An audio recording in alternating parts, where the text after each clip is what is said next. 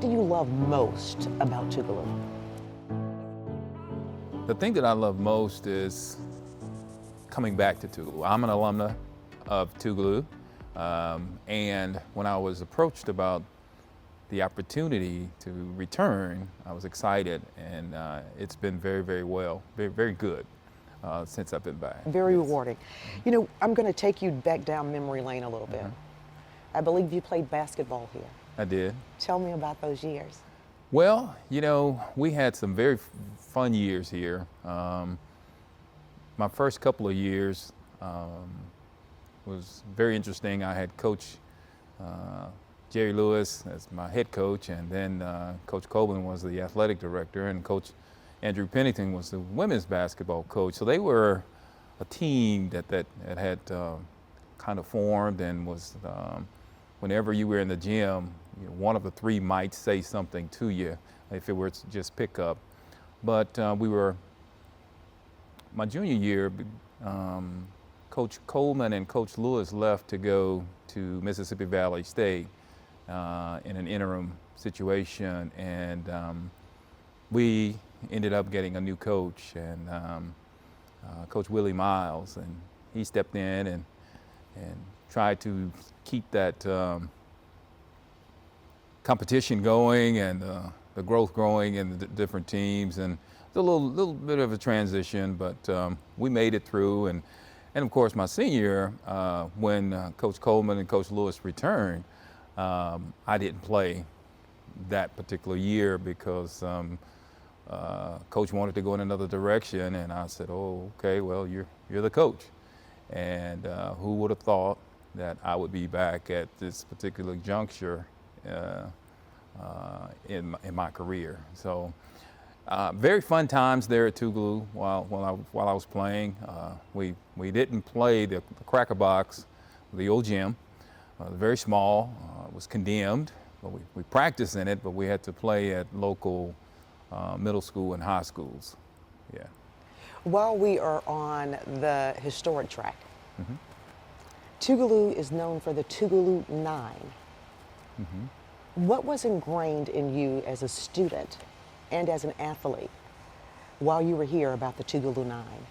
Well, having heard about and witnessed some of that, those civil rights marches and the protests and so on and so forth, it was ingrained in us from very early on that we needed to stand for what was right.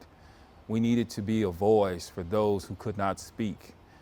And we needed to assist wherever we could to be proponents of justice. So, you know, it was just ingrained. I mean, we would go to convocation, which we called chapel back in the day, and we heard some phenomenal speakers. We heard people tell us about their journey, and it was inspiration. So, you know, we had no option but to fall in the footsteps of some of the greats and try to be proponents for justice. And that you did, because I believe that you made history at a private school here. Tell me about that. I did. I was the first African-American principal at St. Joseph Catholic High School in Madison. I had spent a lot of time at St. Joseph.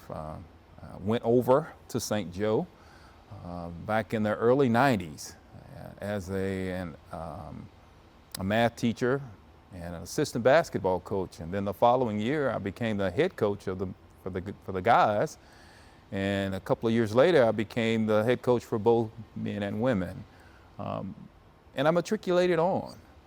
Not only was I a math teacher, basketball coach, I then became the athletic director for a number of years, and then eventually becoming the principal of the school. So yes, that was the history-making mark for me. And I'll tell you, the journey was interesting. And if you told me I would have journeyed through that or matriculated through that particular situation like I did, when I started, I would have told you no. But it happened. And I thank God for it, yeah. And you're no stranger to coaching. Let's No. talk about your coaching career. Well, in the years that I coached at St. Joe, we achieved quite a bit. We've been the only team to go as far as we have, and we did, in men's basketball. As a matter of fact, the year that I decided to leave St. Joe, several of the young men that I was coaching, decided to transfer. And I helped them get homes, other places. Two of the situations were that two of the young men that went on to play basketball at Madison Central, helped them to a state championship. And then one of them decided to be the quarterback and running back for the football team. And they won a state championship in their tenure as well. So those three guys could have propelled me, I think, to a state championship if I had stayed at St. Joe. But there were some things going on that I needed to try and move into a different direction to save a company. I used to work for a company called Inroads, and Inroads was very dear to me. So when I found out that Inroads had moved to Mississippi from when I used to work for Inroads in Nashville, and they were thinking about leaving the Mississippi or central Mississippi area, and I said, oh no, I can't let that happen. So I decided to leave St. Joe to save Inroads for minority students, and I did, yes. Awesome. And then you began coaching here at your alma mater. Yes. Let's talk about that a little bit. Well, the idea of coming back to Tougaloo to coach initially sounded great. But I knew that a couple of things needed to happen. Number one, I was coming back to coach women. And I'd had some experience with coaching women. But I wondered, I said, you know, this is a college level, so, you know, you got to be a little bit more understanding. So I thought, I said, you know, I can't take that aggressive approach with these young ladies because they'll leave me high and dry. But I found out that the more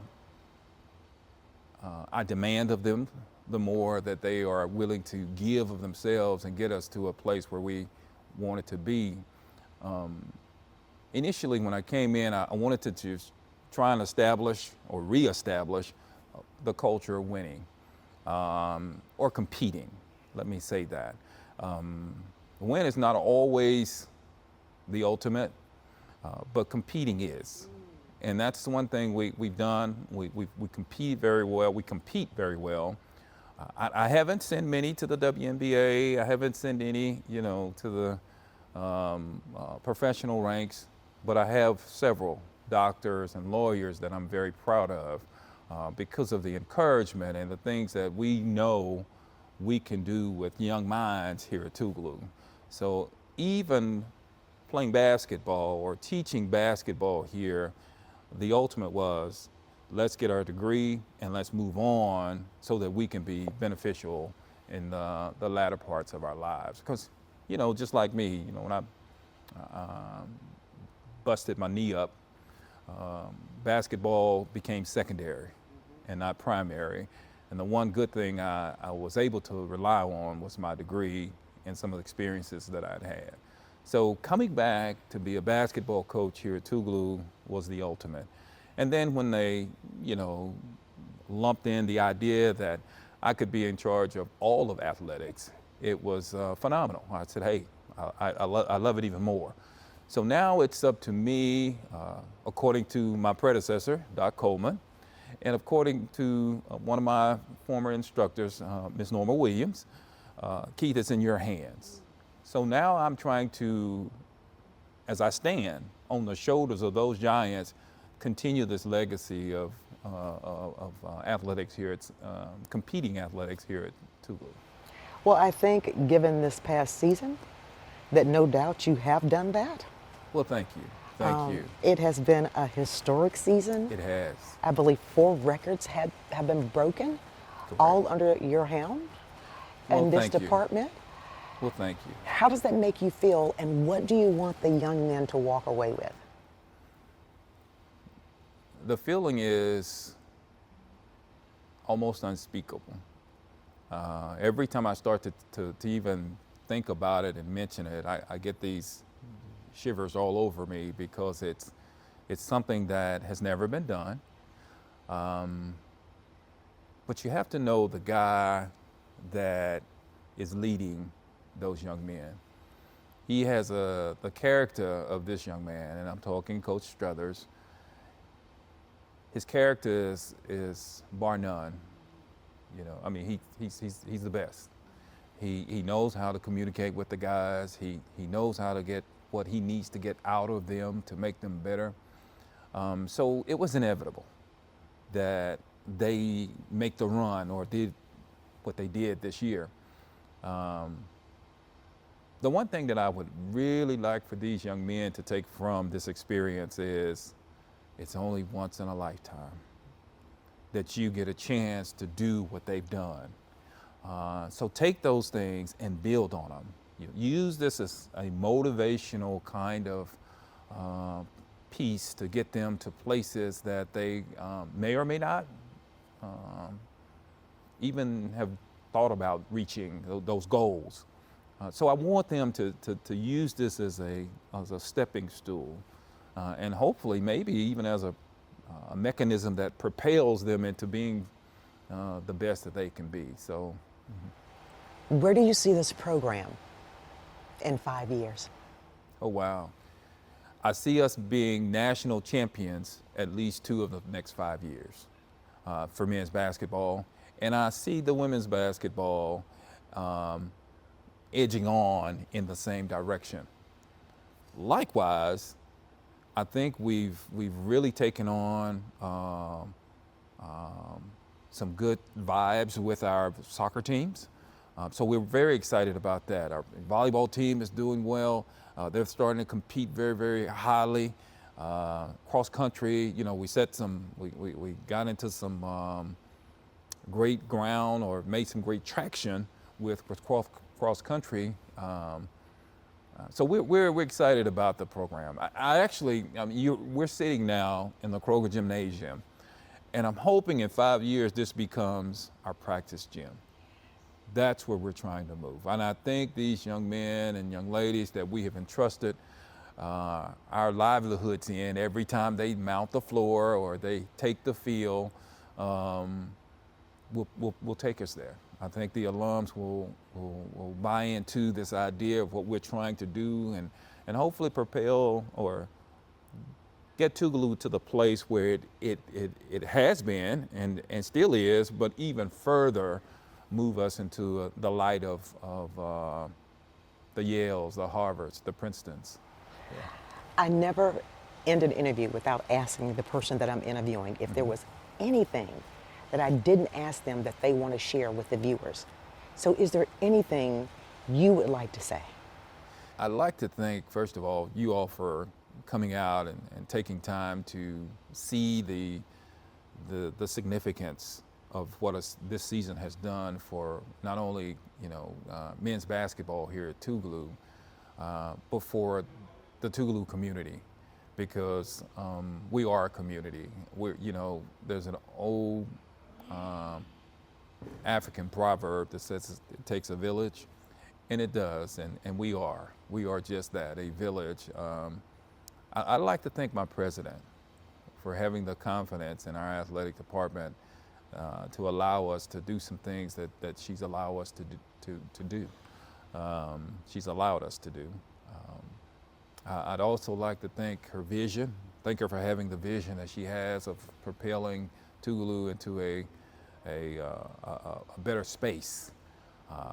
Actually, I'd also like to thank my coaching staff for the tremendous job that they do. We can't pay them what they're worth, but we appreciate the efforts that they give us. And last but not least, I'd like to thank the student athletes for believing in Tougaloo and for bringing their talents here, for coming and letting us embark upon their lives and maybe motivate them to a place where they didn't think they could go. I'm one of those students. I have a rich history here at Tougaloo. I'm a twin, and we're the babies of 12. But 7 of my sisters finished here at Tougaloo prior to me. And when I was looking at going to college, a couple of my sisters said, no, you're going to Tougaloo. And I was like, no, I'm not. But as you can see, I came over, and after the first semester, I realized that this is where I needed to be. And I cherish those moments. So I thank Tougaloo for accepting a young man and taking a risk on a guy like me and allowing me to enter such an institution and leave in the way that I did. Because once I graduated from Tougaloo and I got into corporate America and I got into the world, I realized that they had given me some things that were very, very, very crucial in the kinds of positions that I've held and the motivation they gave me. I mean, yeah, you know, we were always told that the only thing you want them to do is just to put a crack in the door, and then you wedge your way in, and when you open the door, you own the room. And that's what we've tried to do. That's what we're trying to embark upon these young men and women. I have fewer days on earth than I've had. So if I can leave a legacy of just propelling and pushing young people like some of my instructors did for me, then I think I've lived well on this earth.